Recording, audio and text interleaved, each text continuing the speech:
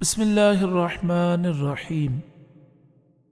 امیر المجاہدین استاد محترم حضرت علامہ خادم حسین رضوی رحمۃ اللہ علیہ کا سفر زندگی انہی کی زبانی ہم سماعت کر رہے تھے۔ اگلا جو اقتباس ہے اس میں آپ اندازہ کریں گے کہ 14 سال کی عمر میں یا بچپن میں بچے کو کھیلنے کا کودنے کا کتنا شوق ہوتا ہے، لیکن جو لوگ عظیم ہوتے ہیں ان کا بچپن بھی بڑا عظیم ہوتا ہے۔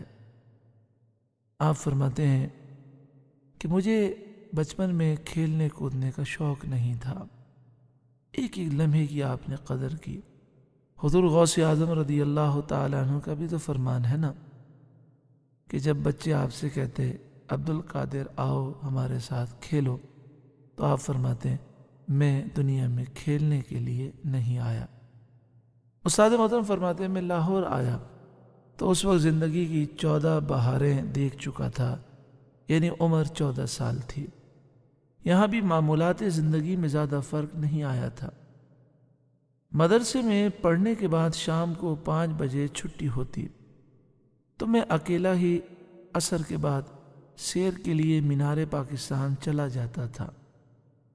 مینار پاکستان جانے کی ایک خاص وجہ یہ بھی ہو سکتی ہے کہ وہاں پر علامہ اقبال علیہ رحمہ کا مزار ہے، اس کے قریب ہی، اور استاد صاحب بچپن سے علامہ اقبال علیہ رحمہ سے بڑی محبت فرماتے۔ یہ تقریباً روز کا معمول تھا۔ آج بھی مجھے وہ مناظر یاد ہیں۔ وہاں ایک ٹیم والی بال کھیلا کرتی تھی، میں وہاں کھڑا انہیں والی بال کھیلتے دیکھا کرتا تھا۔ جب سورج غروب ہونے لگتا تو پیدل واپسی کی راہ لیتا۔ ستر منڈی کے علاقے میں ایک مسجد تھی، وہاں قاضی عبد القیوم صاحب تھے۔ مغرب کی نماز میں ان کے پیچھے پڑتا تھا۔ سیر کے لیے روز مینار پاکستان جانا اور والی بال دیکھنا یہ میری غیر نصابی سرگرمیاں ہوا کرتی تھیں۔ باقی خود کوئی کھیل میں نے نہیں کھیلا، کوئی شوق ہی نہیں ہوا۔ کرکٹ سے تو ہمیشہ چڑ رہی۔ اللہ تعالی ہمیں عقل سلیم عطا فرمائے، مجھ پر بھی کرم فرمائے، آپ پر بھی کرم فرمائے۔ بچے تو بچے، بڑے بھی بہت سا وقت اپنا کھیل کود میں، ویڈیو گیمز میں، فضولیات میں اور انٹرنیٹ پر فضول چیزیں دیکھنے میں صرف کر دیتے ہیں۔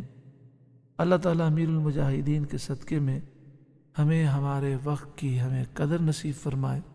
آخر میں امیر المجاہدین کا ایک قول سماعت فرمائیے۔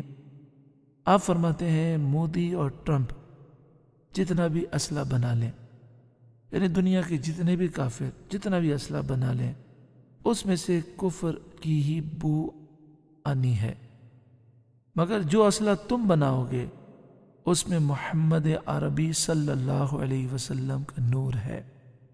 یعنی مسلمانوں کو چاہیے کہ وہ اپنا وقت ضائع نہ کریں، علم دین حاصل کریں، سائنسی ترقی کریں، اور اس سائنسی تعلیم کے ذریعے خوب اسلحہ بنائیں، اس اسلحے سے جہاد کریں، اپنے اسلامی ملک کو مضبوط کریں۔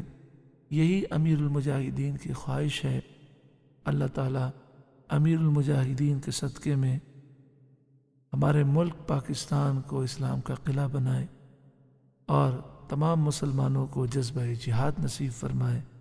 آمین بجاہ سید المرسلین صلی اللہ علیہ وآلہ وسلم۔